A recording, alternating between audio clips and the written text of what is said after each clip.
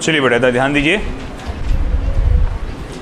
तो हमारा आज का जो टॉपिक है that is amperes circuital law. देखो याद होगा आपको इलेक्ट्रोस्टैटिक चैप्टर, कर लूँ स्टार्ट। तो इलेक्ट्रोस्टैटिक चैप्टर आपको याद होगा, आपने सबसे पहले कुलम्स लॉ पढ़ा था, इजंट इट? Coulomb's law. और कुलम्स लॉ में हमने देखा था किस तरह से एक इलेक्ट्रोस्टैटिक फोर्स का फॉर्मूला आया था, फिर उसी से इलेक्ट्रिक फील्ड का फॉर्मूला आया था। फिर हम लोगों ने देखा कि भैया प्रॉपर मेथड यूज़ करके इंटीग्रेशन का आप कुलम्स लॉ को, है ना, या कुलम्स लॉ के ज़रिए इलेक्ट्रिक फील्ड इंटेंसिटी कैलकुलेट कर सकते हैं फॉर डिफरेंटली शेप्ड बॉडीज़, जैसे कि इनफाइनाइटली लॉन्ग वायर, है ना, या फिर एक शीट रहेगी या फिर स्फीयर रहेगा। बट ये जो स्फीयर ये वो सब है, उनका इलेक्ट्रिक फील्ड इंटेंसिटी का अगर आपको फॉर्मूला निकालना है तो it will be a very complicated procedure, है ना। तो उसको आसान करने के लिए हमने गॉस थ्योरम का इस्तेमाल किया था, गॉस थ्योरम का यूज़ किया था। एक ये कहानी जो हुई पिछले इलेक्ट्रोस्टैटिक चैप्टर में दोबारा फिर से रिपीट हुई यहाँ पर आपके मूविंग चार्जेस एंड मैग्नेटिज्म के चैप्टर में। आपने बायोट-सैवर्ट लॉ पढ़े? आपने बायोट-सैवर्ट लॉ पढ़ा। आपने देखा कि बायोट-सैवर्ट लॉ की मदद से, वैसे बायोट-सैवर्ट लॉ तो स्पेसिफिकली एक करंट एलिमेंट के लिए डिज़ाइन किया था कि आपके पास एक करंट कैरिंग एलिमेंट है और उसके वजह से किसी पर्टिकुलर पॉइंट पे मैग्नेटिक फील्ड की ताकत क्या होगी वो डिटरमाइन करने के लिए फॉर्मूला बनाया गया था, mu 0.4 pi ideal sine theta upon I R square. तो ये बायोट-सैवर्ट लॉ था।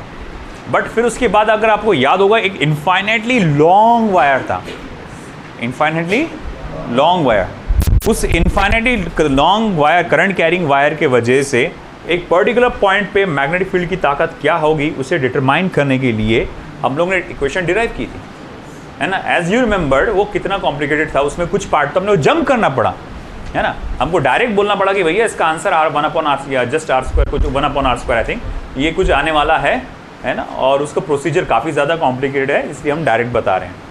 मगर अभी आपको पता चलेगा कि जैसा कि कुलम्स लॉ का एक आसान वर्जन आया था गॉस थ्योरम, बायोट-सैवर्ट लॉ का एक आसान वर्जन आएगा एम्पियर्स सर्किटल लॉ। ये लॉ हमें बहुत ज़्यादा हेल्प करने वाला है due to different current carrying wires की वजह से मैग्नेटिक फील्ड की ताकत एट सर्टेन पोजीशंस क्या क्या होगी, बहुत इजीली ये हमको कैलकुलेट करके देगा, है ना। अब वो कैसे होगा देखते हैं। चलो, सबसे पहला काम हमें ये है कि एम्पियर सर्किटल लॉ का स्टेटमेंट क्या कहता है ना। चलिए,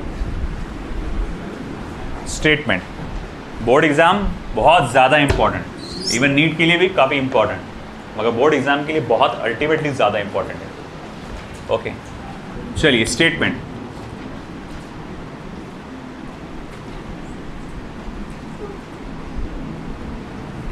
ब्लू वाला नहीं लाया क्या मैंने? देखो इधर, line integral of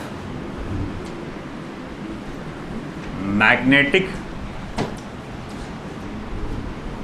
induction around a closed loop is mu 0 times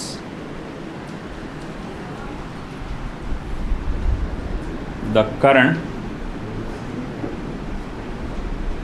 enclosed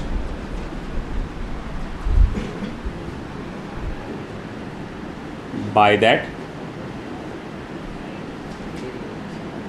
the Amperian loop.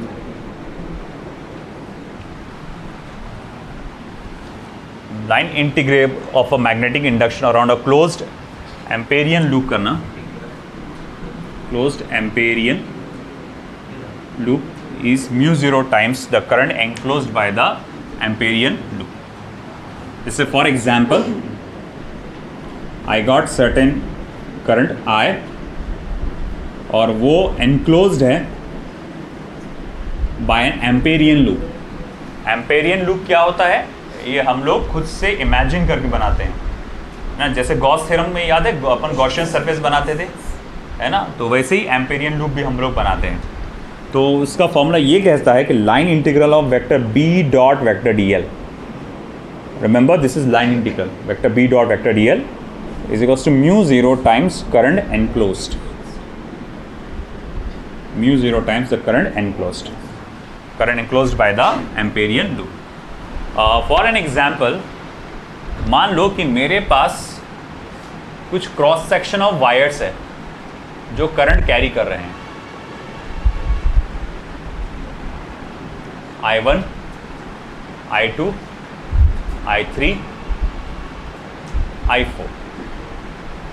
तो मेरे पास कुछ क्रॉस सेक्शन ऑफ वायर्स, मतलब ये वायर्स को ना तुम ऐसा देख रहे हो ऊपर से, यहाँ से देख रहे हो, और ऑफ कोर्स ये है डायरेक्शन ऑफ करंट जो बाहर की तरफ है, ये है डायरेक्शन ऑफ करंट जो अंदर की तरफ है।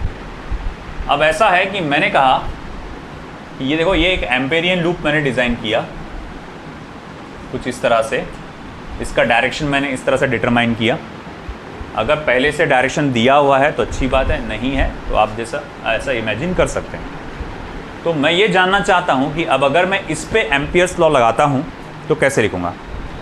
देखो, इसमें right hand thumb rule and palm rule का इस्तेमाल करना है। अब कैसे राइट हैंड लेंगे, जिस सेंस में या जिस तरह से आपका ये एम्पेरियन लूप है, जिस सेंस में एम्पेरियन लूप है, जैसे कि एंटी क्लॉकवाइज डायरेक्शन में दिख रहा है एम्पेरियन लूप का डायरेक्शन, भले ही कोई भी शेप हो, मगर एक बात लॉजिकली समझ में आ रही, भैया ये डायरेक्शन इसका एंटी क्लॉकवाइज है, तो भैया हम देखो ऐसा फिंगर्स को ऐसा कर्ल करेंगे एंटी क्लॉकवाइज में, तो भैया ये जो जिस तरफ थंब आएगा, जिस तरफ थंब आएगा उस डायरेक्शन के सारे करंट्स को पॉजिटिव लेके चलेंगे आप, उस डायरेक्शन के सारे करंट्स को पॉजिटिव लेके चलेंगे, और जो उसके अपोजिट है उसको आप नेगेटिव लेके चलेंगे। तो अब ऐसा है कि अगर मैं इस पे एम्पियर्स लॉ लगाता हूँ, applying Ampere's law in the given section of diagram, in the given section of diagram, तो line integral vector B dot vector DL, line integral मतलब कोई भी पर्टिकुलर पॉइंट, मान लो एक पर्टिकुलर पॉइंट यहाँ पर मैग्नेटिक फील्ड की स्ट्रेंथ क्या है, वेक्टर B है, और ये एम्पेरियन लूप का DL इस साइड आ रहा है, और वेक्टर DL और उसके बीच में का एंगल कितना है, मान लो थीटा है। तो line integral of vector B dot vector DL is equals to mu 0 times current enclosed, यानी I1 plus I2 minus I3। अब देखो I1 और I2 ये बाहर इमर्ज हो रहे थे, अकॉर्डिंग टू एम्पियरियन लूप जो लॉ है हमारा कहता है उसके हिसाब से ये करंट को क्या लेना है, पॉजिटिव, और ये जो करंट अंदर के एंड तरफ एंटर हो रहा है उससे हम लोग क्या करेंगे, नेगेटिव लेंगे, इजंट इट। अब ऐसा है कि ठीक है, आपने नोटिस किया होगा यार वहाँ पर I4 वायर तो भी है, ये I4 भी है ना यहाँ पे, है ना, तो इसको क्यों इंक्लूड नहीं कर रहे, क्योंकि भैया ये एम्पेरियन लूप के बाहर है। तो जो current carrying wire Amperian loop के बाहर है हमें उसे नेग्लेक्ट करना है, ओके। तो फिर मैं यहाँ लिखूंगा, since the wire carrying current I4 is outside the Amperian loop, is outside the Amperian loop, it can be neglected, उसे आप neglect कर सकते हो, है ना, it can be neglected। आई बात समझ में, ओके। लिखो ये सब चीज़ें। अब देखो एम्पेरियन लूप नीट के अंदर आपको डायरेक्टली देगा, नीट के क्वेश्चन में आपको इमेजिन करके नहीं बनाना पड़ेगा कि ये कैसे बनाना पड़ेगा आपको, है ना। नीट में तो तुमको डायरेक्ट बोलेगा ये एम्पेरियन लूप है ना, अब बता भैया फॉर्मूला सही वाला कौन सा है, नीट में डायरेक्ट बोलेगा। बोर्ड एग्जाम में जो गिने चुने आपके है एप्लीकेशन है उसमें एम्पेरियन लूप आपको सोच समझ के बनाना पड़ेंगे, एम्पेरियन लूप कैसा होना चाहिए? एम्पेरियन लूप जो है बॉडी को सिमेट्रिकली अपने अंदर एनक्लोज करना चाहिए, बंद करना चाहिए। और ये होना चाहिए जैसे कि मैग्नेटिक फील्ड की जो लाइंस होगी, जिस तरह से एक पर्टिकुलर बॉडी है उससे जो मैग्नेटिक फील्ड की लाइंस इमर्ज होती है, तो जैसे कि फॉर एग्जांपल अगर मैं कहूँगा कि ये करंट कैरिंग वायर है, इसके अतराफ मैग्नेटिक फील्ड कैसे आते होंगे? सर्कुलेटिंग इन नेचर आता है ना, सर्कुलेटिंग इन नेचर आती है मैग्नेटिक फील्ड लाइंस। तो हम एम्पेरियन लूप जो बनाते हैं वो वैसे ही बनाएंगे जैसे मैग्नेटिक फील्ड की लाइंस होती है। मान लो मेरे पास कोई इस तरह का वायर है, इमेजिन कर लो कुछ इस तरह का वायर है जो पूरा करंट ऐसा लेके जा रहा है, तो इसके अतराफ जो मैग्नेटिक फील्ड आएगी इस तरह से आएगी। तो एम्पेरियन लूप भी आपको इसी टाइप का बनाना है ना। एम्पेरियन लूप ऐसा बनाइए क्योंकि उसके हर पॉइंट पे कि मैग्नेटिक फील्ड की जो स्ट्रेंथ होगी वो सेम आना चाहिए। जैसे फॉर एग्जांपल मैं कहूँगा इस वायर की वजह से यहाँ मैग्नेटिक फील्ड की ताकत क्या है, मान लो 10 टेस्ला।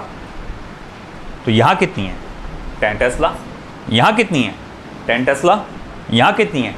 10 टेस्ला, है ना। मान लो यहाँ पर इसकी वजह से 5 टेस्ला, 5 5 5 5 5 5 हर जगह आती है।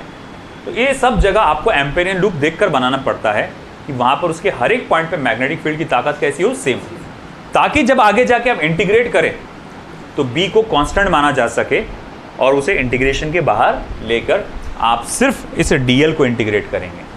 ये एम्पेरियन लूप सेलेक्ट करने की का तरीका होता है। बट फिर भी एक बात बता दूं, एम्पेरियन लूप क्या होगा, कैसा होगा, ये सिर्फ तुम्हारे लिए किस चीज़ के लिए इंपॉर्टेंस रखता है? बोर्ड एग्जामिनेशन के पॉइंट ऑफ व्यू से। नीट में आपको डायरेक्टली एम्पेरियन लूप दे देगा, बनाया एम्पेरियन लूप देगा, उसमें इतना टेंशन वाली बात नहीं है। खैर कुछ क्वेश्चंस देखते हैं इस पे बेस्ड, कैसे क्वेश्चंस आते हैं, इसको कैसे सॉल्व करना है।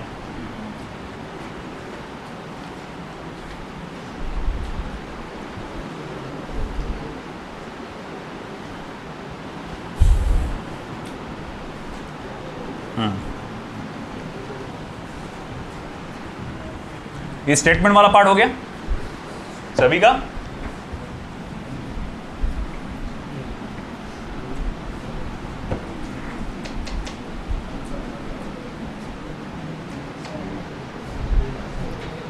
देखिए एक एग्जांपल ऐसा दिया हुआ है, 4 conductors carrying 2.0 ampere of current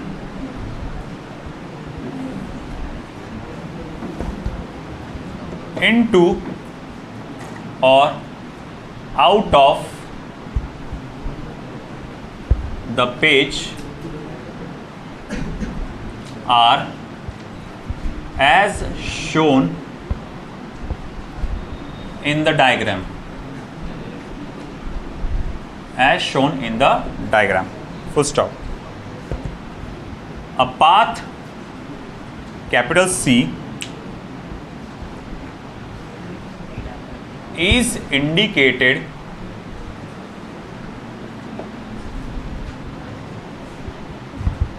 for the line integral,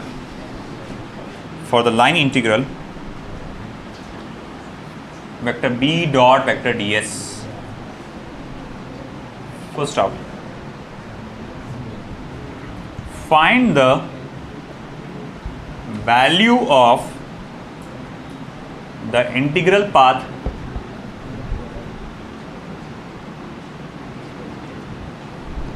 C. Diagram कुछ ऐसा दिया है आपको बना के,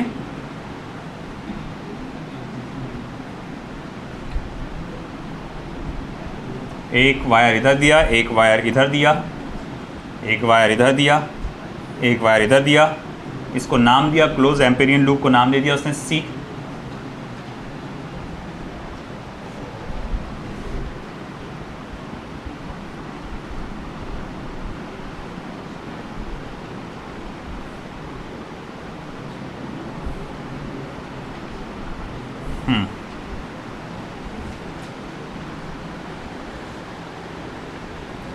देखो अरे हाँ, उसका ऑप्शन तो दिया ही नहीं तुमको मैंने। ऑप्शन इसके है एज गिवन एज, तो पहला ऑप्शन दिया है 2 म्यू नॉट, सेकंड ऑप्शन दिया है -2 म्यू नॉट, थर्ड ऑप्शन दिया है 0 एंड लास्ट ऑप्शन दिया है -8 म्यू नॉट। आपके पास 4 है ना। इस बार एम्पेरियन लूप जैसा उसने खुद से दिया, विथ प्रॉपर डायरेक्शन दे दिया उसने कि आपका एम्पेरियन लूप इस तरह से जाएगा। इसको देखकर साफ समझ में आ रहा है इसका सेंस क्लॉकवाइज है ना, इसका सेंस क्लॉकवाइज है। तो मैं राइट हैंड को ऐसा बेंड करूंगा क्लॉकवाइज, अंगूठा किधर आ रहा, अंदर की तरफ, मतलब जो करंट ट्रैवल कर रहा होगा अंदर की तरफ that will be taken as positive, बाकी सारे के सारे नेगेटिव। देखो ये अंदर की तरफ ट्रैवल कर रहा है तो ये करंट गिना जाएगा +2 एम्पियर, ये बाहर की तरफ तो ये हो जाएगा -2 एम्पियर, ये बाहर की तरफ इसीलिए हो जाएगा -2 एम्पियर। अब ऐसा है कि देखो by Ampere's law, by Ampere's law, line integral vector B dot vector ds हो गया, और dl की जगह ds दिया उसने, इज इक्वल्स टू μ0 टाइम्स, है ना। ये करंट को मुझे सम अप करना पड़ेगा, -2 +2 -2, ये कैंसिल हो गए, ये हो जाएगा -2 म्यू नॉट। तो आंसर कौन सा हो जाएगा फिर, सेकंड ऑप्शन। आया समझ में, समझा। तो नीट में इस तरह के क्वेश्चन आएंगे जो डायरेक्टली देंगे आपको। Once again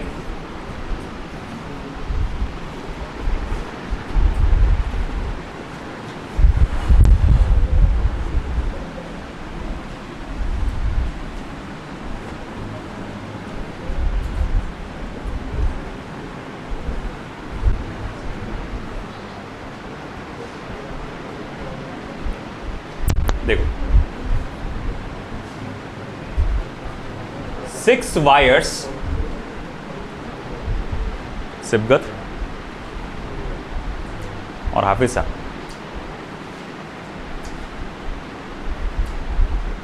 6 wires of current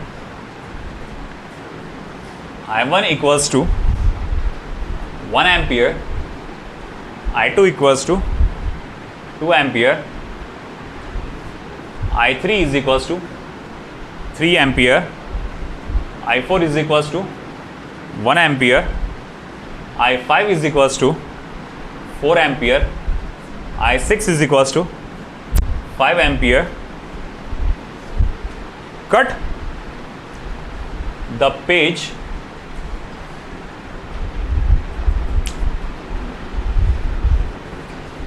perpendicularly, cut the page perpendicularly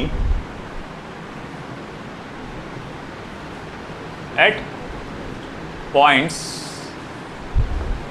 1, 2, 3, 4, 5 and 6. Full stop. The value of line integral, the value of line integral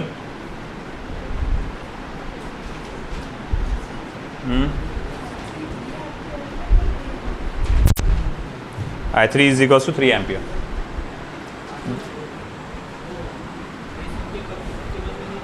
chemistry के टेस्ट के बाद फाइनल, केमिस्ट्री के लेक्चर के बाद, सॉरी आखिरी इसमें सबको देने का। अच्छा ना, अच्छा वो करंट इलेक्ट्रिसिटी की एक भी डीपीपी नहीं मिली ना आपको, वो दोनों ला लो फिर, हाँ, और वो ब्लू वाला मार्कर दे दो। तो integral of vector B around the dotted closed path, around the dotted closed path, that is line integral vector B dot vector DL is. तो डायग्राम भी दिया हुआ है आपको, और पहले ऑप्शंस लिख देता हूं मैं। पहला ऑप्शन है 0, सेकंड ऑप्शन है mu not, third option is 2 mu naught, चौथा ऑप्शन है 4 म्यू नॉट।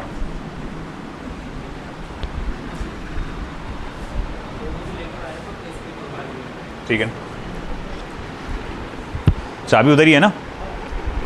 तो डायग्राम आपको ऐसा दिया गया है, आपको एक सर्कल बना के दिया है dotted,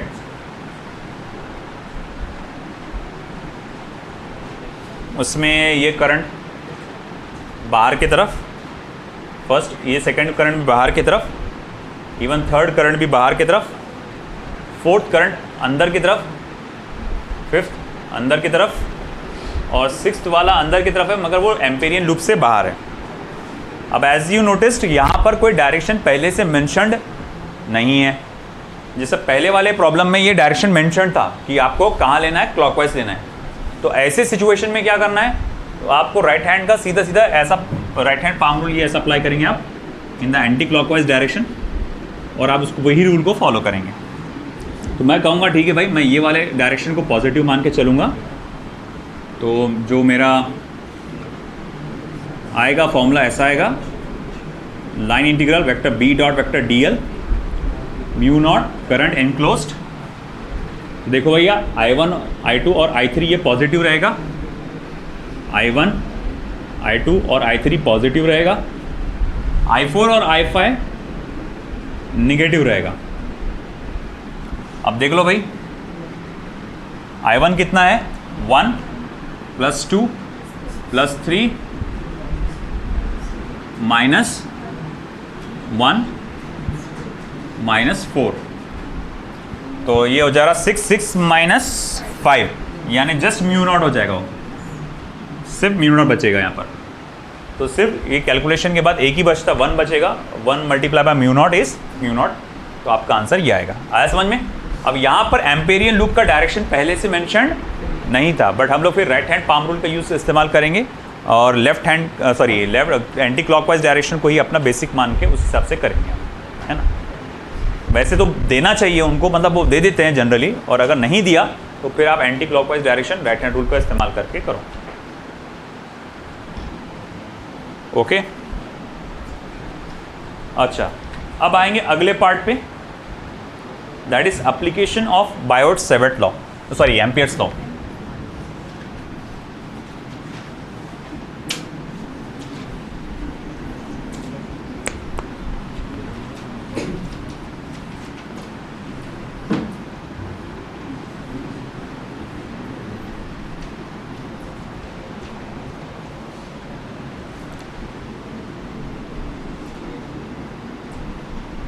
Application of Ampere's law. Application of Ampere's law. Okay, ध्यान दो बेटा इधर। Application of Ampere's law. Ampere's law is used to determine Ampere's law is used to determine the strength of magnetic field due to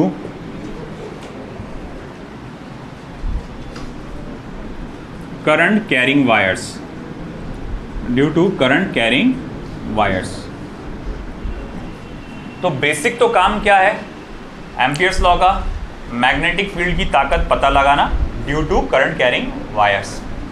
but यहाँ इस chapter में कौन से shape को स्टडी करना है, इस चैप्टर में जो हमारे लेवल पे देखा जाए तो सिर्फ 3 शेप है, एक इनफाइनाइटली लॉन्ग स्ट्रेट वायर, एक सोलेनॉइड और एक टोरॉइड।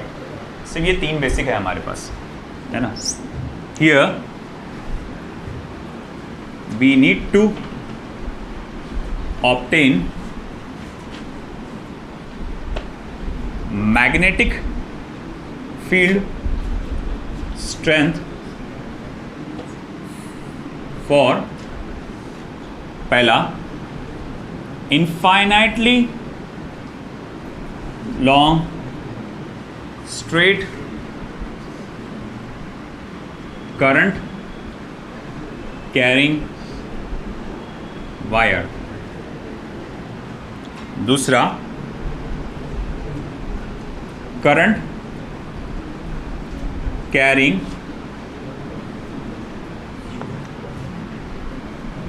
Infinitely long solenoid. तीसरा, current carrying toroid. Current carrying toroid, ये तीन हमारे कहा जाएगा, इस तरह से इसके एप्लीकेशंस हमको स्टडी करना है। जा बाहर जा, बातें कर ले, जा उसको लेके जा साथ में आना। इसको तमीज़ नहीं है तुम लोग क्लास में बैठने की, जब से चालू है।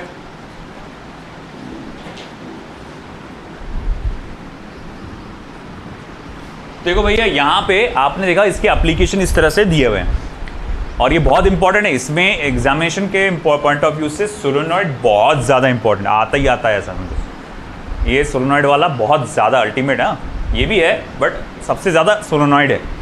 इस पूरे चैप्टर में सबसे ज़्यादा इंपॉर्टेंट सोलेनॉइड है ना, तो वो सोलेनॉइड।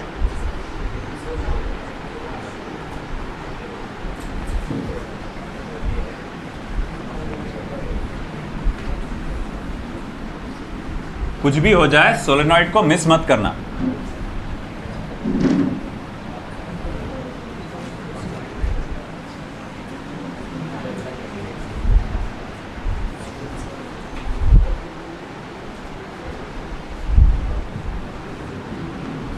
चलिए,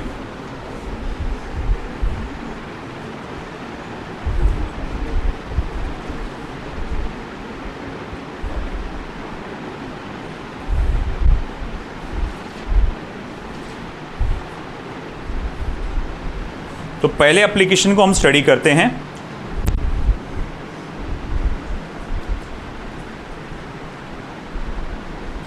magnetic field due to an infinitely long straight current carrying wire due to an infinitely long straight current carrying wire। देखो ये तो ऑलरेडी आप डिराइव कर चुके हो बायोट सेवर्ट लॉ की मदद से। याद है वो अपन ने ऊपर का आधा पार्ट का अलग निकाले थे, वो सब अपने करे थे। अब तुम खुद देखना कि यहाँ कितनी आसानी से हो जा रहेगा। देखो मैंने एक वायर इमेजिन किया जो काफ़ी ज़्यादा बड़ा है, इनफाइनाइटली लॉन्ग है। It is carrying current I. एक पर्टिकुलरली पॉइंट ले लेता हूँ मैं, से point P which is at a distance small r from this wire. ये वायर से स्मॉल r डिस्टेंस पे पॉइंट P है और आपका टारगेट है कि इस वायर के कारण, इस करंट कैरिंग वायर के कारण यहाँ पे मैग्नेटिक फील्ड की स्ट्रेंथ क्या होगी आप वो पता लगाओ। इसके लिए मैं क्या करता हूँ, यहाँ पे एक एम्पेरियन लूप डिज़ाइन करता हूँ। जैसे कि मैंने आपको बताया था, एम्पेरियन लूप हम लोग क्या करते हैं, हम ऐसा इमेजिन करते हैं जैसे कि मैग्नेटिक फील्ड की लाइंस होती है ना। हमको मालूम है कि एक करंट कैरिंग वायर्स, उसमें मैग्नेटिक फील्ड की लाइंस ऐसे सर्कुलर इन नेचर होती है, सर्कुलेटिंग इन नेचर होती है। तो भैया हम यहाँ पर जो एम्पेरियन लूप बनाएंगे वो भी कैसा बनाएंगे, सर्कुलेटर इन नेचर, कि वो पूरा सिमेट्रिकली बॉडी को अपने अंदर संभाले। तो ये मैंने एम्पेरियन लूप बनाया इस तरह से कि वो पॉइंट P से गुजरे और उसका रेडियस कितना हो, स्मॉल r हो। अगर मैं आपसे कहूँगा अच्छा ठीक है, इस वायर के कारण मैग्नेटिक फील्ड का डायरेक्शन क्या होगा, तो आप बोलेंगे वो टेंजेंशियली आउटवर्ड्स होगा, है ना। राइट हैंड पाम रूल याद आया है ना, कि करंट ऊपर है ना, पोजीशन वेक्टर, और जो पाम है वो कहाँ जा रहा है, मैग्नेटिक फील्ड का डायरेक्शन। एक ये, या फिर आप ऐसा भी बना सकते circulating nature right hand rule, कि टेंजेंशियली इधर जाएगा। तो ये रहेगा आपके मैग्नेटिक फील्ड का डायरेक्शन, टेंजेंशियली आउटवर्ड्स। ओके ठीक है, मान लिया। फिर मैं कहूँगा कि भाई जो यहाँ पर एम्पेरियन लूप आपने देखा, आप देखो एम्पेरियन लूप कैसा बढ़ रहा है, ऐसा है ना, राइट हैंड के हिसाब से अगर देखा जाए तो ऐसा क्लॉकवाइज, एंटी क्लॉकवाइज, ऊपर से देखने पे एंटी क्लॉकवाइज। उस एम्पेरियन लूप का छोटा सा एलिमेंट पकड़ो, एम्पेरियन लूप का आप छोटा सा एलिमेंट पकड़ो, यहाँ पे एकदम छोटा सा एलिमेंट जिसको आप बोलेंगे dl। उस वेक्टर dl का डायरेक्शन क्या होगा, तो बोले उस वेक्टर डीएल का डायरेक्शन यहाँ से टेंजेंशियली आउटवर्ड्स, छोटे से एलिमेंट का। अगर मैं मान लो मुझे मालूम है कि एम्पेरियल लूप आप ऐसा बढ़ा रहे, एम्पेरियल लूप कैसा बना रहे, ऐसा एंटी क्लॉकवाइज डायरेक्शन में ना। अगर कोई डायरेक्शन पहले से डेडिकेटेड ना हो तो अपन हमेशा क्या लेते हैं, राइट हैंड के हिसाब से लेते। तो मैं बोलूँगा मैं एम्पेरियल लूप ऐसा डिज़ाइन करने वाला हूँ। मतलब तो शॉर्ट वापस आ, हाँ ये छोटा सा टुकड़ा जो है वो कहाँ से कहाँ बढ़ा, छोटा सा टुकड़ा, तो बोले वो यहाँ से यहाँ बढ़ा। तो भैया उस छोटे से एलिमेंट का डायरेक्शन किधर था, अंदर की तरफ। मतलब यार ये तो दोनों भी सेम डायरेक्शन में आ रहे है ना। तो मैं यहाँ लिख सकता कि वेक्टर बी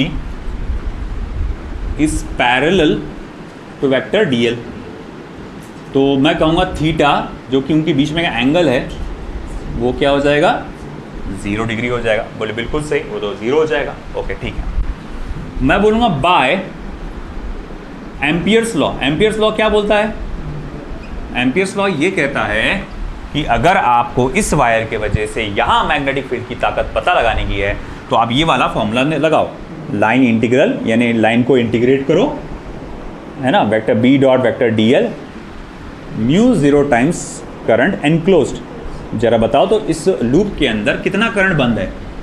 आप कहेंगे सर एक ही करंट बंद है, वो दैट इज आई, एक ही वायर है ना, और वही ऊपर पॉजिटिव डायरेक्शन में करंट लेके जा रहा है। तो म्यू नॉट इज, इसके हिसाब से पॉजिटिव ऊपर ही चूंगा ना, तो बोले ऊपर की तरफ ले जाए म्यू नॉट आई। अच्छा ठीक है, मान लिया। फिर मैं कहूँगा vector B dot vector D L को मैं ऐसा लिख सकता हूँ, B into D L cos theta. बिल्कुल सही लिख सकते हैं, आराम से लिख सकते हैं आप ऐसा। ठीक है, थीटा क्या है यहाँ पे, 0 है। थीटा क्या है यहाँ पे, 0 है।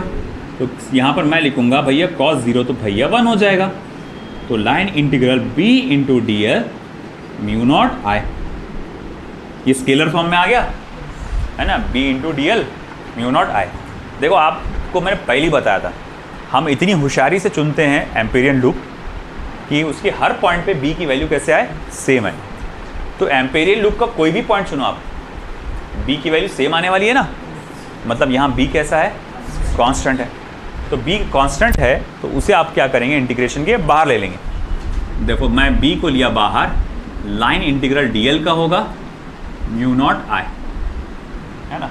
अब एक बात बताओ बेटा, अगर मैंने इस एम्पेरियन लूप को बनाया तो बढ़ते बढ़ते बढ़ते बढ़ते बढ़ते ये एम्पेरियन लूप एक सर्कुलेटिंग नेचर का एम्पेरियन लूप बनेगा।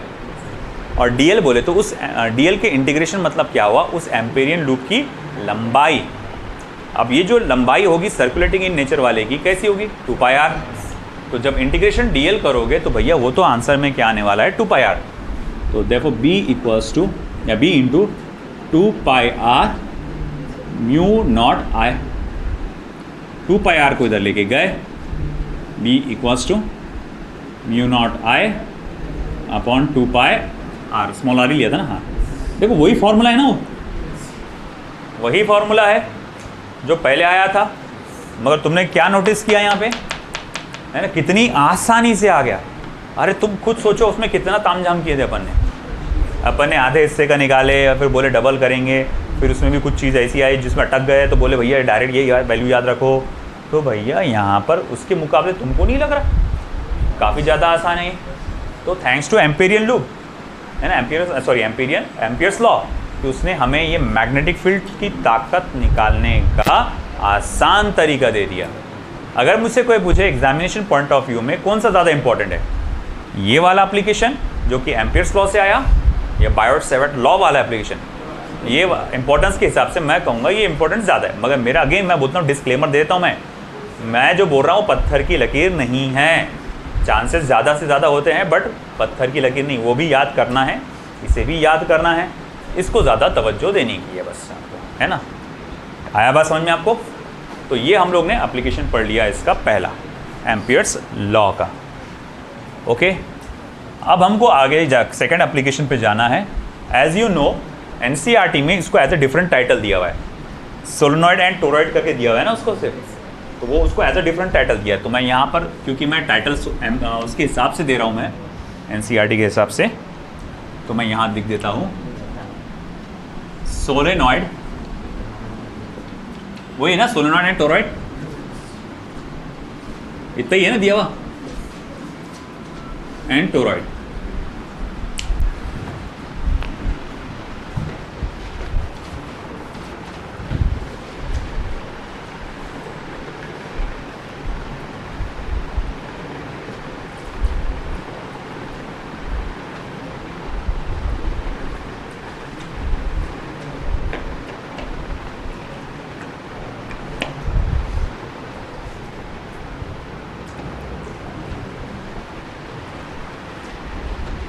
हुआ?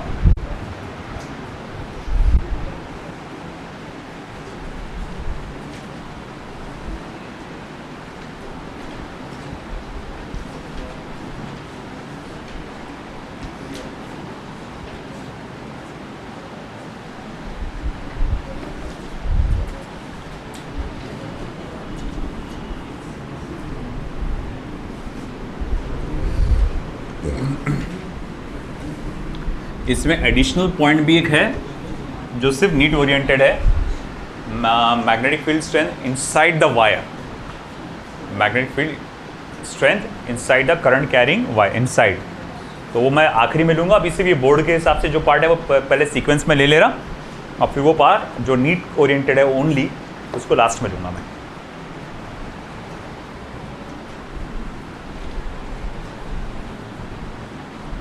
Solenoid and toroid. Second, magnetic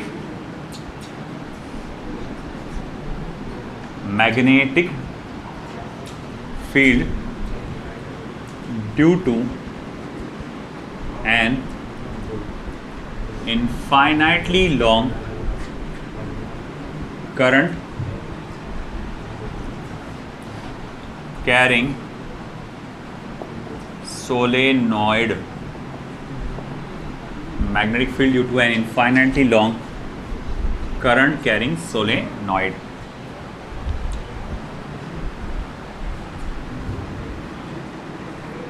तो देखो बहुत बड़ा एक सोलेनॉइड है हमारे पास,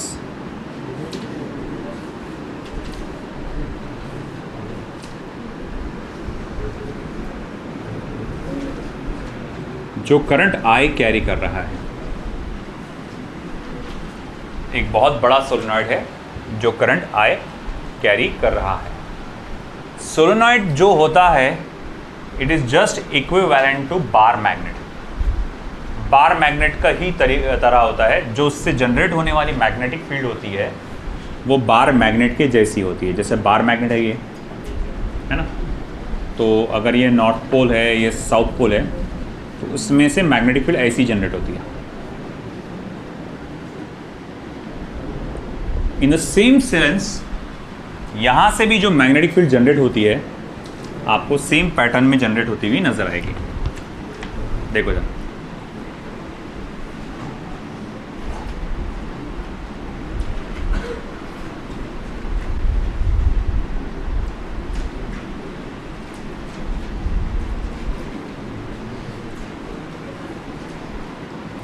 तो कुछ मैग्नेटिक फील्ड इसी तरह से जनरेट होते हुए नजर आती है। बट खास बात ये होती है सोलेनॉइड की कि उसके अंदर वाले हिस्से में मैग्नेटिक फील्ड की ताकत बाहर वाले हिस्से के मुकाबले काफ़ी ज़्यादा होती है। थोड़ा बहुत ही नहीं, बहुत ही ज़्यादा होती है, जिसके वजह से इसको और इसको जब आप कंपेयर करेंगे तो भैया ये जो है बहुत ज़्यादा होने की वजह से हम इसकी मैग्नेटिक फील्ड को नेग्लेक्ट करते हैं, बोलते हैं नेग्लिजिबल। अब जैसे कि मान लो आप वेल्थ को कंपेयर कर रहे हैं, वेल्थ है ना। अब भाई हम लोग अगर कंपैरिजन कर ले, अकोला का सबसे कोई अमीर आदमी है पाशा साहब, है ना। मान लो मैं अकोला का सबसे अमीर आदमी, मेरी प्रॉपर्टी अराउंड छोटी मोटी प्रॉपर्टी 100-200 करोड़ रुपए की, मेरी अकेले की नहीं है ना, पूरी फैमिली को बढ़ जाती उसमें। तो भैया अब अगर मैं इमेजिन करूं कि भाई 100-200 करोड़ रुपए की प्रॉपर्टी है अगर मेरी, ऐसा इमेजिन करने में क्या जा रहा, आमीन सुम्मा आमीन। तो अब ऐसा है कि 100-200 करोड़ रुपए की प्रॉपर्टी है मेरे पास, नो डाउट। अब आप कोई बोले, वही बोले अरे बहुत अमीर आदमी है, ऐसा वैसा यूँ है ना, ठीक है। मगर वहीं अगर मेरी प्रॉपर्टी को आप अंबानी की प्रॉपर्टी से कंपेयर करेंगे तो मैं उसके सामने काफ़ी ज़्यादा गरीब नज़र आऊँगा, है ना। अरे भाई अंबानी की प्रॉपर्टी कई लाख करोड़ की, अदानी अंबानी कई लाख करोड़, उसमें 100-200 करोड़ क्या करेगा। नो डाउट 100-200 करोड़ में होना भी अमीरी है ना, मगर लाख, कई लाख करोड़ है ना होना कहीं ज़्यादा अल्ट्रा प्रो मैक्स अमीरी है है कि नहीं? तो भैया अगर आप कंपैरिजन कर रहे हैं, तो अगर आप इस चीज़ को इसके साथ कंपेयर करेंगे तो भैया तो कुछ भी नहीं है ना, है ना? तो वैसे ही अगर हम लोग कह रहे हैं यहाँ पे कि जब आप सोलेनॉइड की मैग्नेटिक फील्ड की स्टडी करते हैं, असल में हम इसके इस पॉइंट की मैग्नेटिक फील्ड की ताकत को नापते हैं। समझ में आ रही है बात? आप यहाँ की मैग्नेटिक फील्ड की ताकत को नाप रहे हैं, तो इस वजह से, है ना, इस वजह से यहाँ पर हम लोग क्या देख रहे हैं बेटा कि ये मैग्नेटिक फील्ड की वैल्यू को आप कंसिडर करेंगे और इसके बाहर का जो पार्ट है, क्योंकि इसके मुकाबले तो बहुत ज़्यादा कमज़ोर है ना, तो यहाँ की मैग्नेटिक फील्ड की ताकत को आप क्या करेंगे, निगलेक्ट करेंगे। अगर मैं ये मैग्नेटिक फील्ड लाइंस को गौर से देखूं तो ये एक सिलेंड्रिकल शेप बना लेते हैं, सिलेंड्रिकल शेप बना लेंगे इस तरह से। मान लो ये सारे मैग्नेटिक फील्ड लाइंस को एक साथ मैंने क्लस्टर कर डाला, जमा कर डाला, तो मैं देखता हूं वो एक सॉलिड सिलेंडर की तरह नजर आ रहे हैं, जिसमें ऊपर कुछ वायर्स है। अगर आपने डायग्राम देखा होगा तो वायर्स कुछ ऐसे बताए जाएंगे आपको, आपकी टेक्स्ट बुक में ये वायर्स को कुछ ऐसा बताया जाता है। कहने का मतलब कि वायर्स इस तरह से आ रहे हैं और यहाँ से एंटर हो रहे हैं। ओके, तो वायर्स को कुछ इस तरह से बनाया जाता है। बात समझ रहे हैं बेटा आप, है ना? ये आप अंदर की मैग्नेटिक फील्ड को अगर एक साथ बंडल कर डाले अपने सारे मैग्नेटिक फील्ड लाइंस को, तो वो देखने में एक सिलेंड्रिकल शेप जैसा दिखेंगे, जिसमें से ऐसा लगेगा कि ये वायर्स बाहर ऐसे यूं निकल के ऐसा एंटर हो रहे हैं, है ना? ये वायर्स, ये जो समझ में नहीं आता अक्सर ये क्या है, छल्ले हुए बने हुए, तो है ना, चक्के क्या बने हुए, इसके चक्के नहीं है रे भैया, है ना, वो मैग्नेट वायर्स है तो यहाँ से निकल के यहाँ से एंटर हो रहे हैं। अब ऐसा है कि देखो ये यहाँ वो लूप कैसा है, इनफाइनाइट। ये तो बना दिया फाइनाइट में, मगर आपको इमेजिन क्या करके चलना है, इनफाइनाइट। तो भैया अगर मैं एम्पेरियन लूप बनाऊंगा बिल्कुल यहाँ के मैग्नेटिक फील्ड लाइन के जैसा, तो वो भी तो इनफाइनाइट हो जाएगा। तो अब इसमें आप इतना बड़ा एम्पेरियन लूप नहीं ले सकते, छोटा ऐसा ही लेना है। तो हम लोग क्या करते हैं, इसके शेप को ऑब्जर्व करते हैं, ये ऐसा गया, ऐसा गया, ऐसा गया, ऐसा गया। तो एक रफ अपन एम्पेरियन लूप बनाते हैं रेक्टेंगुलर शेप का। एक रफ एम्पेरियन लूप बनाया हम लोग ने रेक्टेंगुलर शेप का, है ना? हमने देखो ये ऐसा गया मैग्नेटिक फील्ड लाइंस, ऊपर गया, फिर ऐसा गया, फिर ऐसा आया, फिर ऐसा आया। तो एम्पेरियन लूप को रफ बनाए, जानबूझ के रफ ऐसा रेक्टेंगुलर शेप बनाए, कुछ और भी बनाते तो फर्क नहीं पड़ता था, बट रफ बनाएंगे, रेक्टेंगुलर बनाएंगे आप। चलो इसको नाम दे देते हैं PQRS, PQRS। गौर से सुने भैया। अब यहाँ पे ये जो है आपने देखा, ये जो सेक्शन है, इस सिलेंड्रिकल शेप के अंदर मैग्नेटिक फील्ड बहुत ज़्यादा है और साथ ही साथ कैसी है, कांस्टेंट है। हाँ ठीक है, तो मैग्नेटिक फील्ड बहुत ज़्यादा है और साथ ही साथ कैसी है, कांस्टेंट है। तो मान के चलो कोई भी रैंडमली कोई पॉइंट पकड़ो, पॉइंट P, या फिर यहाँ पर मैं बोलूँगा मैग्नेटिक फील्ड की ताकत क्या है, तो B है। और मैग्नेटिक फील्ड मान के चलो कि मैग्नेटिक फील्ड इस तरफ डाइवर्टेड है ना, मैग्नेटिक फील्ड इस तरह से ट्रैवल कर रही है। और अब अगर मैं कहूँगा कि भैया ठीक है, ये जो डॉटेड डॉटेड नज़र आ रहा है वो क्या है, एम्पेरियन लूप है। इस छोटे से जो हिस्से में मैंने कंसिडर किया कि मैग्नेटिक फील्ड की ताकत कितनी है, B है और डायरेक्टेड इस तरफ है। यहाँ पर मैं एक छोटा सा एम्पेरियन लूप का टुकड़ा पकड़ता हूँ, एम्पेरियन लूप का छोटा सा टुकड़ा। उस छोटे से टुकड़े की लंबाई कितनी रहेगी, dl, और उसका डायरेक्शन भी इधर ही चलेगा, है ना, ऐसा, क्योंकि राइट हैंड रूल लगाए अगर अपन ऐसा, इधर ही बढ़ेगा ना वो, तो इस तरफ डायरेक्टेड रहेगा। तो B का डायरेक्शन भी उधर ही है, वेक्टर dl का भी डायरेक्शन इधर ही है। समझ में आया गया? हाँ, आपने इमेजिन किए बहुत सारी मैग्नेटिक फील्ड है, यहाँ इतनी सारी मैग्नेटिक फील्ड लाइन्स है कि वो एक सिलेंडर की तरह नज़र आती है। और फिर हमने क्या किए, एक एम्पेरियन लूप बनाए। हम बड़ा एम्पेरियन लूप नहीं बना सकते क्योंकि वायर इनफाइनाइटली लॉन्ग है, तो एक छोटा सा एम्पेरियन लूप बनाए जो कि रेक्टेंगुलर शेप का रहेगा। मैंने यहाँ पर एक रैंडमली अपने मन से कोई पॉइंट पकड़ा, आप चाहे तो ये भी पकड़ सकते, कोई भी पकड़ सकते हैं, ठीक है। मैंने कहा कि देखो भाई मैग्नेटिक फील्ड लाइन्स उधर जा रही है, ट्रैवल हो रही होगी, अगर मैग्नेटिक फील्ड लाइन इधर ट्रैवल हो रही है, ओके ठीक है।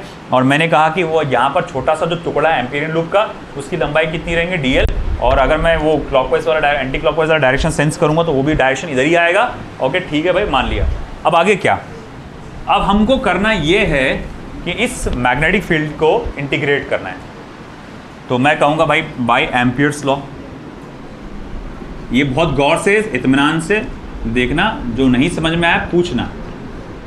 बाय एम्पियर्स लॉ, गौर से देखो बेटा, बाय एम्पियर्स लॉ हमारा फॉर्मूला ये कहता है vector B dot vector D L is equals to mu zero times I enclosed, है ना, mu zero times I enclosed. बोले किसको इंटीग्रेट करना है? बोले ये एम्पेरियन लूप को इंटीग्रेट करना है। आप बोलेंगे सर इसमें एक मसला है, ये जो एम्पेरियन लूप है वो सीधा सीधा सिर्फ एक डायरेक्शन में नहीं बदल पड़ रहा, है ना, इसका तो रेक्टेंगुलर जैसा शेप है। पहले पी से क्यू पे गया, क्यू से आर पे गया, आर से एस पे गया, फिर एस से वापस पी पे आया, और हर जगह हर पाथ में मैग्नेटिक फील्ड के साथ एम्पेरियन लूप का जो रिलेशन है वो अलग अलग है। पिछली बार क्या था, हर जगह हर वक्त एम्पेरियन लूप और मैग्नेटिक फील्ड का जो रिलेशन था वो सेम था। अगर मैं यहाँ का भी पॉइंट पकड़ता तो मैग्नेटिक फील्ड की ताकत बी ही होती और डायरेक्शन वेक्टर डीएल का बी का सेम डायरेक्शन में ही आते, तो हर जगह वो कैसा था, सेम था। इसी वजह से मैंने डायरेक्टली इंटीग्रेशन कर डाला था, अंधे के जैसा इंटीग्रेशन कर डाला था। मगर यहाँ पर आप इंटीग्रेशन अंधे के जैसा नहीं कर सकते, आपको बहुत सोच समझ के करना पड़ेगा। तो बोले कैसे सोच समझ के करेंगे? तो इस इंटीग्रेशन को अलग अलग टुकड़ों में बांट दो। बोले पाथ क्या है उसका, एम्पेरियन लूप का? पी से क्यू पे गए, क्यू से आर पे गए, आर से एस पे गए, वापस एस से पी पे आया ना। तो अब आप इसको ऐसे दो चार टुकड़ों में स्टडी करो। पी से क्यू का अलग स्टडी करो क्योंकि उसका रिलेशन अलग है बी के साथ। क्यू से आर में बी और डी एल का रिलेशन अलग है। आर से एस में बी और डी एल का रिलेशन अलग है। एस से लेकर पी तक भी बी और डी एल का रिलेशन अलग है। तो हम इसको टुकड़ों में स्टडी करेंगे।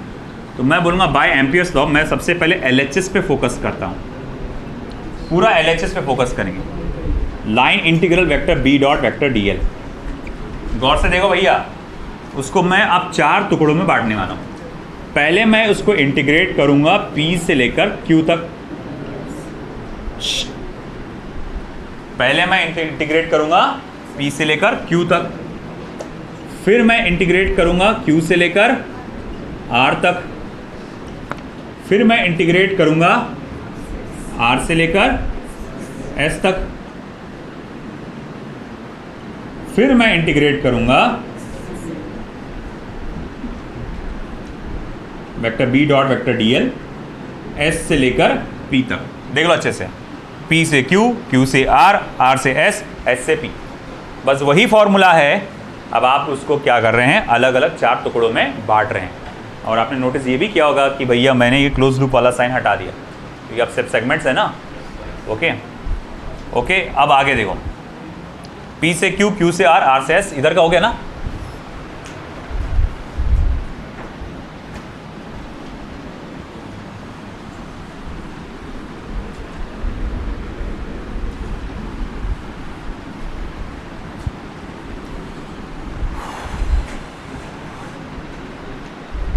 चलो बेटा ध्यान दो। अब आगे एलएचएस, पी से जो क्यू वाला पार्ट है उसको जब मैंने देखा vector B dot vector DL, इसको सिर्फ B into D L cos zero बोल सकता हूं। B into D L cos zero, क्योंकि मैग्नेटिक फील्ड लाइन इस तरफ जा रही है, एक्स एक्सिस की तरफ, positive direction of X axis. DL भी कहाँ बढ़ रहा है, positive direction of X axis. दोनों का डायरेक्शन सेम है, थीटा की वैल्यू क्या हो गई, जीरो। अब अगर मैं क्यू से लेकर आर तक स्टडी करूं, देखो ये वाला सेक्शन, ये यहाँ से देखो, यहाँ ऊपर जाओ तो यहाँ पर मैग्नेटिक फील्ड है। ये देखो, ये तो आधा अंदर आधा बाहर है ना। तो जब क्यू से आर तक जा रहे हैं, कम से कम आधे रास्ते में तो मैग्नेटिक फील्ड मिलेगी ना आपको। तो मैं बोलूँगा ठीक है, मैग्नेटिक फील्ड मिलेगी जिसकी वैल्यू रहेगी बी। इस क्यू से लेकर आर तक के छोटा सा टुकड़ा पकड़ा मैंने डीएल, बोले ठीक है वो भी डीएल भी मिलेगा, मगर उन दोनों के बीच का जो एंगल रहेगा ना 90 डिग्री रहेगा, है कि नहीं। क्योंकि देखो यहाँ इस रीजन में, इस इलाके में, जब आप यहाँ से क्यू से आर की तरफ बढ़ रहे हैं और जब तक आप सोलेनॉइड के अंदर है, जब तक आप सोलेनॉइड के अंदर है, इस हर जगह पे मैग्नेटिक फील्ड की जो डायरेक्शन आपको मिलेगी वो राइट हैंड साइड में मिलेगी, positive direction of X axis की तरफ। और डीएल किधर बढ़ रहा? Positive direction of Y axis की तरफ। डोंट यू थिंक, क्योंकि बीच का एंगल फिर 90 डिग्री हो गया, वेक्टर बी है वेक्टर डीएल, इसीलिए कॉस ऑफ 90 डिग्री। चलो ठीक है भाई, बाहर आगे बाहर मैं आर पे पहुंच गया। अब आर से एस पे जा रहा हूँ, B into D L, R से लेकर एस तक जा रहा हूँ, है ना। अब बोलेंगे आप चलो इस बार तो डी एल की और मैग्नेटिक फील्ड की डायरेक्शन पैरेलल होगी ना, नो डाउट है ना। मैग्नेटिक फील्ड हो सकता है कि आपकी इस साइड जा रही होगी, है ना, और डी एल शायद आपका इस तरफ बढ़ रहा होगा। मगर एक प्रॉब्लम है, इस जगह पे जो मैग्नेटिक फील्ड मौजूद है वो सोलेनॉइड के अंदर वाली नहीं है, बाहर वाली है। तो मैं ये जो लिखूंगा कि ये जो मैग्नेटिक फील्ड यहाँ आएगी वो बाहर वाली मैग्नेटिक फील्ड रहेगी। मान लो कॉस ऑफ 180 डिग्री अपन डाल देते हैं, है ना। तो बोले भाई ठीक है, आप जब इस तरफ बढ़ रहे हैं आर से एस की तरफ, डी एल आपका आर से एस की तरफ बढ़ रहा है, मैग्नेटिक फील्ड इधर से इधर आएगी बाहर की, है ना। ठीक है, चलो मैं मान लिया। फिर उसके बाद मैं वापस एस से पी पे आ रहा हूँ। तो जब आप इंटीग्रेशन करते हैं एस से पी का, बी इंटू डी एल, क्या होगा? देखो वंस अगेन, जब आप यहाँ से आ रहे हैं तो यहाँ तो मैग्नेटिक फील्ड एक तो बाहर वाली मिल रही भी तो, और जैसे ही एंटर हुए अंदर तो अंदर वाली मैग्नेटिक फील्ड मिल गई। मगर प्रॉब्लम क्या हुआ, फिर भी यहाँ पर भी मैग्नेटिक फील्ड इस तरफ ट्रैवल कर रही है और डी एल किधर है? नीचे। वंस अगेन उनके बीच का एंगल क्या हो रहा? 90 डिग्री। तो भैया वो हो जा रहा फिर से 90। अब इन 4 टर्म्स में से 3 टर्म्स हो जा रहे 0। यहाँ cos 90 आ गया, ये 0, यहाँ cos 90 आ गया, ये 0, यहाँ बाहर वाली मैग्नेटिक फील्ड आ गई, है ना, since B out is equals to 0।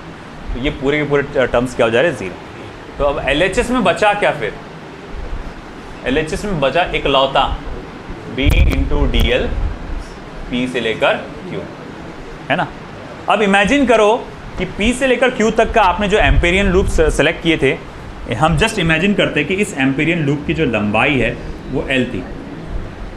मैंने जो अपने मन से एम्पेरियन लूप, वायर तो इनफाइनाइटली लॉन्ग है ना, अब इनफाइनाइटली लॉन्ग तो एम्पेरियन लूप ले ही नहीं सकते, तो मैंने जो एक फाइनाइट एम्पेरियन लूप लिया था, उस एम्पेरियन लूप की लंबाई कितनी है? L है। तो मतलब ये हुआ कि भैया देखो B से लेकर DL आपको मालूम, सॉरी P से लेकर Q, B DL में B कांस्टेंट होगा।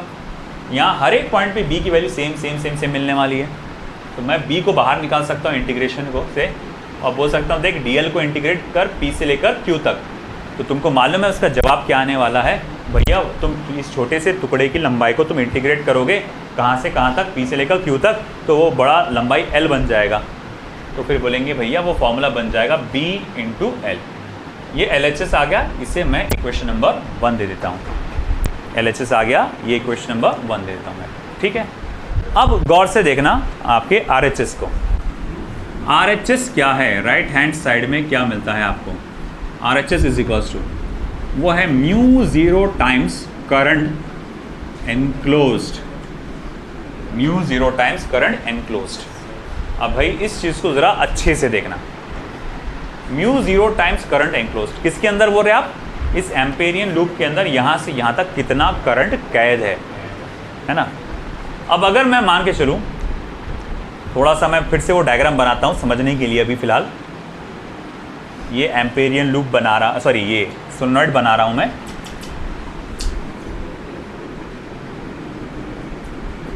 और ये मैंने एम्पेरियन लूप बना लिया। देखो, अगर मैं किसी भी वक्त देखूंगा कि लगातार जब करंट फ्लो हो रहा है, जैसे कि अपन फॉर एग्जांपल थोड़ी देर के लिए इमेजिन करो पाइप, पानी का पाइप है, इसको ऐसा अपन ने लपेट के स्प्रिंग के जैसा डाल दिया। तुम कभी भी चेक करोगे यहाँ पर तो तुमको पानी फ्लो होता हुआ मिलेगा। उसी वक्त जब यहाँ पानी फ्लो हो रहा है उसी वक्त यहाँ पर भी फ्लो हो रहा है, जब यहाँ फ्लो हो रहा है तो उसी वक्त यहाँ पर भी फ्लो हो रहा है, यहाँ पे भी हर वक्त फ्लो हो रहा होगा। वैसे ही खेल करंट का है। जब मैं चेक करूँगा इस वायर में करंट है क्या? हाँ है। इस वायर में करंट है क्या? हाँ है। इस वायर में करंट है क्या? हाँ है। मैं बोलूँगा अच्छा ठीक है, इस वायर में कितना करंट है? तो आप बोलेंगे I, इस वायर में उसी वक्त, जिस वक्त यहाँ करंट फ्लो हो रहा है उसी वक्त यहाँ पर भी करंट फ्लो हो रहा है। कितना? I। जिस वक्त इन दोनों में करंट फ्लो हो रहा है उसी वक्त यहाँ पर भी करंट फ्लो हो रहा है। I सेम वैल्यू का I। जरा मुझे एक बात बताओ, इस एम्पेरियन लूप के अंदर कितना करंट फ्लो हुआ फिर? बोलो बोलो। पूरे एम्पेरियन लूप के अंदर कुल मिलाकर कितना करंट है फिर? इसमें कितना मिला? I। मैं यहाँ झाँक के देखना, I। यहाँ पर भी कितना दिख रहा? I। यहाँ पर भी कितना दिख रहा? I। इस एम्पेरियन लूप के अंदर ऐसे कितने लूप आ गए? 3 लूप आ गए। एक एक लूप में कितना कितना करंट मिल रहा? I मिल रहा। तो अगर एक लूप में I है, इधर के लूप में भी I है, इधर के लूप में भी I है, 3 लूप्स अगर आ गए तो ओवरऑल करंट कितना आएगा फिर? थ्राइस I, है ना? तीनों लूप का कंसीडर करना पड़ेगा ना। तो मैं बोलूँगा इस एम्पेरियन लूप के अंदर कितना करंट बंद है? कितना करंट बंद है? तो इस एम्पेरियन लूप के अंदर I करंट, आपके कहा 3I करंट क्या है? बंद है। I के बाद समझ में? तो मतलब ये हुआ कि जब भी आप करंट बंद देखते हैं तो कितना देखते हैं? Number of turns multiply by the current in flowing through one wire. गौर से देखो, यहाँ पर RHS में अक्सर कन्फ्यूजन होता है। फिर से देखो, हमने क्या देखा? एक एम्पेरियन लूप इमेजिन किया। हमने कहा हम किसी भी वक्त अगर यहाँ झाँक कर देखेंगे तो करंट कितना मिलेगा आपको? I। यहाँ झाँक कर देखेंगे तो करंट कितना मिलेगा? I। यहाँ झाँक कर देखेंगे तो करंट कितना मिलेगा? I। मैं बोलूँगा कि देखो भैया, एम्पेरियन लूप को थोड़ी मालूम कि सोलेनॉइड फोलेनॉइड है। एम्पेरियन लूप तुम देखो क्या कि मेरे अंदर 3 वायर्स बंद है, मेरे अंदर 3 वायर्स बंद है। वो बोलेगा तीनों वायर्स करंट I कैरी कर रहे हैं और सेम डायरेक्शन में कैरी कर रहे हैं। फिर एम्पेरियन लूप क्या, जो लॉ लगाता है μ0 टाइम्स ऑफ करंट एनक्लोज्ड, अपन तीनों वायर्स के अंदर से फ्लो होने वाले करंट का क्या करते? सम करते, आया ना? आप भी एम्पियर्स लॉ देखे ना अपन क्या करते हैं? अकॉर्डिंग टू डायरेक्शन, अगर तीनों वायर्स का करंट कैरिंग डायरेक्शन कैसा है? सेम है, तो तीनों करंट्स को क्या करेंगे? आप ऐड। तो मैं बोलूँगा देखो भाई, एम्पेरियन लूप ये सोचेगा कि मेरे अंदर 3 वायर्स बंद है, एक ये वाला, एक ये वाला, एक ये वाला, है ना? तीनों वायर्स करंट कैरी कर रहे हैं I, वो भी सेम डायरेक्शन में। तो मैं बोलूँगा भैया फिर यहाँ पर RHS में जो आएगा वो सिंपली क्या आ जाएगा? μ0 3 times of I, μ0 3 times of I, है ना?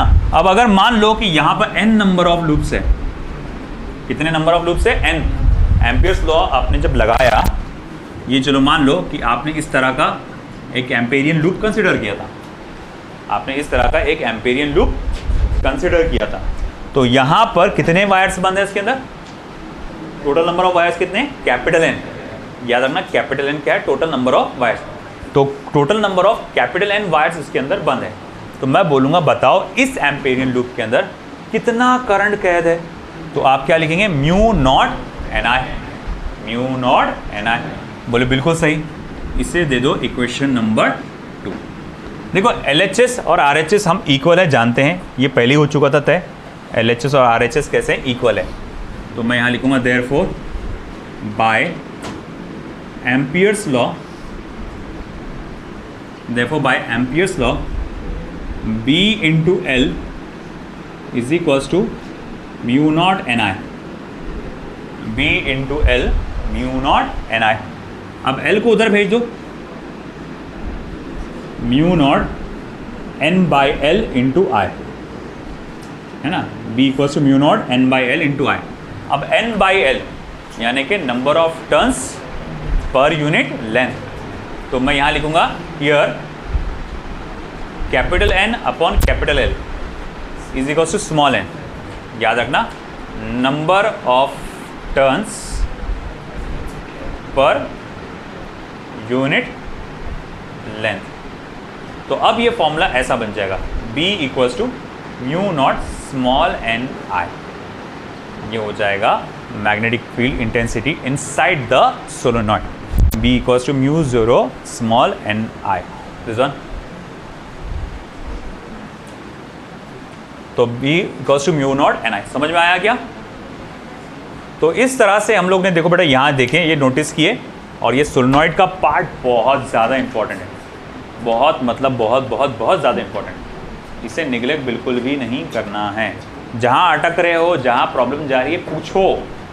पूछने से मामले सॉल्व हो जाएंगे। डिस्कस करो, काम इजी हो जाएगा। जहाँ पर भी डाउट जा रहा है, ऐसा क्यों, वैसा क्यों, ऐसा क्यों नहीं, वैसा क्यों नहीं, पूछो। अभी डिस्कस करो। I am here to answer everything. Important है, हाँ, याद रखना। ये हुआ आपका सोलेनॉइड का। लिखिए सोलेनॉइड, फिर आगे बढ़ते हैं टोरॉइड पे।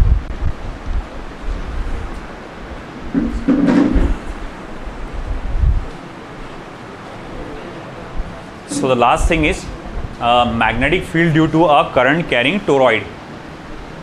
फरजान इधर ध्यान दें। Magnetic field due to a current carrying toroid. Toroid क्या है? Endless solenoid. एंडलेस सोलेनॉइड, या फिर एक टोरॉइड को ऐसा बेंड कर दिए और रिंग के जैसा बना दिए इसको।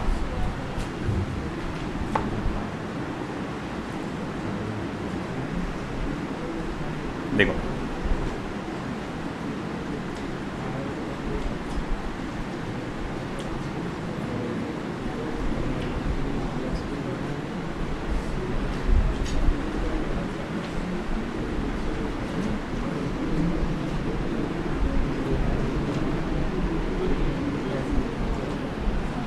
तो एक सोलेनॉइड को ऐसा बेंड कर दिए और ऐसा बना दिए, टोरॉइड बन गया। ये आपने हॉलीवुड मूवी में देखा होगा, एग्जैक्ट सामने नहीं। ये आयरन मैन मूवी देखा है, पार्ट 1, है ना। टोनी स्टार्क जब जाता अफ़गानिस्तान में जाता है ना, उसका एक्सीडेंट नहीं, उसको मार, उस पर हमला होता। तो फिर तुमने देखे होंगे, हाँ, वो फिर बाद में जब वो जाते गुफा में, उसको बंद कर दे, मिसाइल डिज़ाइन करने के लिए बोलते। तुमने नोटिस किया उसके यहाँ पर कुछ लगाता हो स्टार्ट में, तो वो एक इंजीनियर वहाँ पर जो रहता, एक साइंटिस्ट जो रहता, वो बोलता कि भाई जो ब्लड्स तुम्हारे जो ब्लेड्स है, सॉरी, बॉम्ब के, वो तुम्हारे अभी भी यहाँ पर बॉडी में फंसे हुए हैं। विथ एवरी हार्ट बीट वो तुम्हारे करीब जा रहे थे, हार्ट के करीब जा, उसको पंक्चर कर देते थे। इसीलिए मैंने यहाँ पर एक इलेक्ट्रोमैग्नेट लगा दिया, है ना। एक यहाँ पर मैंने इलेक्ट्रोमैग्नेट को बैटरी से कनेक्ट करके रखता, उसको बैटरी ले लेके घूमता हूँ साथ में। तो बोले बैटरी, मैंने यहाँ पर एक इलेक्ट्रोमैग्नेट लगा दिया जो तुम्हारे को क्या करेगा, यहाँ पे वो ब्लेड्स को, मतलब लगातार मैग्नेटिक फील्ड जो होगा वो क्या करेगा, ब्लेड्स को अपनी तरफ अट्रैक्ट करेगा और तुम्हारे हार्ट तक जाने से रोकेगा, है ना। एक सोचने वाली बात थी, वो गड्ढा करके फिट कर दिया, वो खून भी नहीं बह रहा उसमें, है ना। छाती में गड्ढा करके उसने फिट कर दिया, वो भी रिब्स को काट के, वो सब करके। अब फिर उसमें वो कई सारे स्टंट्स भी परफॉर्म कर रहा, गिर रहा, पड़ रहा, कुछ नहीं हो रहा उसको। तो खैर वो बात की बात है, वो तो मूवी है, वो तो मूवी है ना। मगर वो टोरॉइड, वो वही काम करता है, एक इलेक्ट्रोमैग्नेट है ये भी।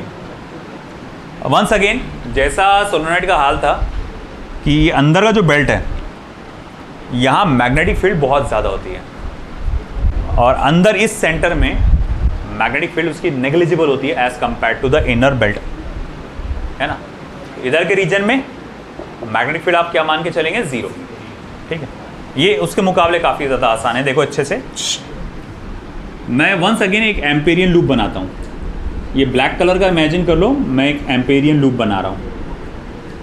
मैंने क्या बनाया, जो डायरेक्शन में लेना लो, क्लॉकवाइज लेना लो, एंटी क्लॉकवाइज लेना लो, हाँ, मगर मैग्नेटिक फील्ड का और उसका डायरेक्शन सेम लेना। तो ये एम्पेरियन लूप, और इसी के अंदर जो आपका मैग्नेटिक फील्ड फ्लो हो रहा है उसका भी डायरेक्शन देखो, वो भी ऐसी होगा।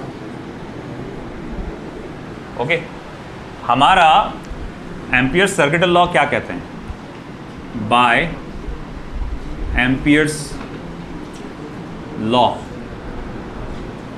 है ना। तो एम्पियर्स लॉ ये कहता है, line integral vector B dot vector D L is equals to mu 0 times current enclosed, mu 0 times current enclosed. फिर उसके बाद मैं यहाँ लिख सकता हूँ b into D L cos of 0 mu naught, और करंट एनक्लोज, ऐसे इसमें क्या होता है, n मल्टीप्लाई बाय i, है ना। हर एक लूप में तुमको करंट i मिलेगा। ऐसे इस एम्पियरियन लूप में कितने हैं, मान लो टोटल नंबर ऑफ टर्न्स है ना, कैपिटल N है, तो टोटल नंबर ऑफ टर्न्स मान लो फॉर एग्जांपल कैपिटल N है, तो n मल्टीप्लाई बाय i। अब आप सोच रहे होंगे सर ये 0 कैसे क्या हो गया, अरे मैंने क्या बोला, देखो ना, तुम खुद देखो, B और DL, B और L, ये जो एम्पिरियल लूप है, सब एक साथ वैरी हो रहे ना। कोई भी एक रास्ता पकड़ लो, ये वाला पकड़ लो, मान लो है ना। मैं मान लो मैग्नेटिक फील्ड को ऐसा फ्लो होता हुआ फील कर रहा हूँ, मैं पूछूंगा डीएल का डायरेक्शन किधर है, आप बोलेंगे वेक्टर डीएल इस तरफ है। मैं बोलूँगा मैग्नेटिक फील्ड का डायरेक्शन किधर है, तो बोले आप बोलेंगे वो उसी तरफ है ना। अच्छा ठीक है, यहाँ का पकड़ूँ तो अगर मैं यहाँ डीएल का डायरेक्शन किधर है, इस तरफ है। अच्छा इस तरफ मैग्नेटिक फील्ड का डायरेक्शन किधर है, इस तरफ है। तुम कोई भी पॉइंट पकड़ो, वहाँ पर तुमको बी और वेक्टर डीएल का डायरेक्शन कैसा मिलने वाला है, सेम। दैट्स वाई थीटा हमेशा रहने वाला है 0। ओके दैट्स मान लिया। और जैसे मैं ये भी जानता हूँ कि हर पॉइंट पे बी की वैल्यू कैसी है, सेम है, तो मैं यहाँ लिखूँगा देख बी को कर इंटीग्रेशन के बाहर रह गया अंदर डीएल म्यू 0 टाइम्स, है ना, number of turns into current DL. अब इसको अगर मैं डीएल को इंटीग्रेट करूँगा तो वो कौन सा हो जाएगा, सर्कुलेटिंग इन नेचर है, तो वो क्या बन जाएगा, सर्कल। और सर्कल का क्या बनता है, वो सर्कमफरेंस। तो वो हो जाएगा b into 2πr mu naught N I, b into 2πr mu naught N I. Therefore b equals to mu naught n upon 2πr into I. अब ये क्या है, 2πr the length of Amperian loop है। 2πr क्या होता है, the length of Amperian loop. मैं जिसको ऐसा लिख सकता b equals to mu naught capital N upon L into I. अब नंबर ऑफ टर्न्स पर unit length, once again it becomes small n into I. b equals to mu naught small n I. आया समझ में आपको, वही formula आया जो पहले आया था। एक चीज़ मैं आपको बता दूं, जो सोलेनॉइड से रिलेटेड एक चीज़ बताने की रह गई आपको, सोलेनॉइड से रिलेटेड, अगर मैं सोलेनॉइड के एज पर हूँ, बाहर हूँ किनारे पे, तो मैग्नेटिक फील्ड की जो स्ट्रेंथ होती है यहाँ पे, वो होती है mu naught N I divided by 2। Note करके लिख लेना, magnetic field strength on the edge of the solenoid is mu naught N I upon 2। आया समझ में। तो ये टोरॉइड का है, ये बोर्ड एग्जामिनेशन के हिसाब से काफ़ी ज़्यादा इंपॉर्टेंट है तीनों में। उसमें सबसे ज़्यादा इंपॉर्टेंट है सोलेनॉइड। टोरॉइड भी है सेकंड कैटेगरी में, और आपका वो स्ट्रेट वायर वाला भी, ठीक है। कुछ और भी बातें हैं इससे रिलेटेड बची है, और साथ ही साथ इसके न्यूमेरिकल्स बचे हैं, वो कल अपन कवर कर लेंगे इंशाल्लाह, ठीक है।